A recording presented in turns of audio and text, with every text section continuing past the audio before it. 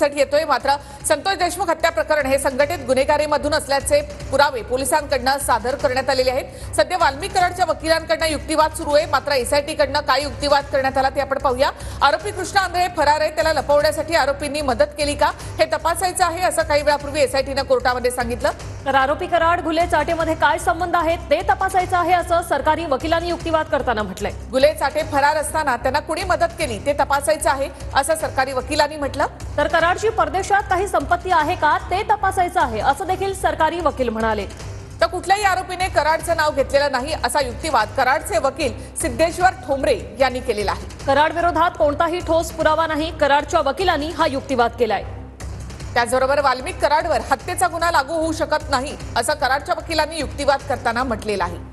हत्येच्या दिवशी कराडचा आरोपींशी संभाषण झालं, असं एसआयटीने म्हटलेलं आहे। हत्येच्या दिवशी वाल्मिक कराड, सुदर्शन घुले आणि विष्णू चाटेंमध्ये संभाषण झाल्याचं एसआयटीचं म्हणणं आहे। एसआयटीचा काय युक्तिवाद होता आपण पाहूया। तिघांमध्ये 3:20 ते 3:30 पर्यंत संभाषण झाल्याचं एसआयटीने कोर्टामध्ये सांगितलं। तिघांमध्ये जवळपास 10 मिनिटं संभाषण झाल्याचं एसआयटीने सांगितलेलं आहे। तर 10 मिनिटं काय संभाषण झालं याचा तपास करायचा आहे, असं एसआयटीने कोर्टामध्ये सांगितलं आहे।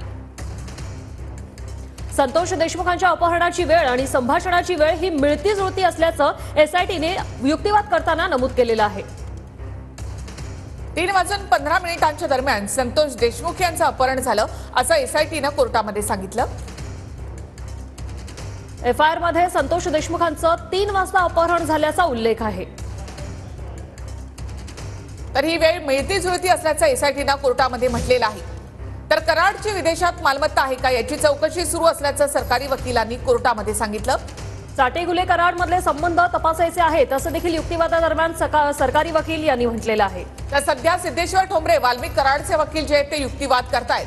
तर सरकारी वकिलांचा युक्तिवाद आपण पाहतो, कराडची विदेशात मालमत्ता आहे का याची चौकशी करायची आहे, असं सरकारी वकिलांनी म्हटलं। तर कुठल्याही आरोपीने वाल्मिक कराडचं नाव घेतलेलं नाही, कराडच्या विरोधामध्ये कोणताही ठोस पुरावा नाही, त्याची अटकही बेकायदेशीर आहे, असा युक्तिवाद कराडचे वकील सिद्धेश्वर ठोंबरे यांनी केलाय। तर सिद्धेश्वर ठोंबरे हे सध्या व्हिडिओ कॉन्फरन्सिंगद्वारे हा युक्तिवाद करतायत। वाल्मिक कराडची अटक ही बेकायदेशीर आहे, असं देखील सिद्धेश्वर ठोंबरे यांनी म्हटलेलं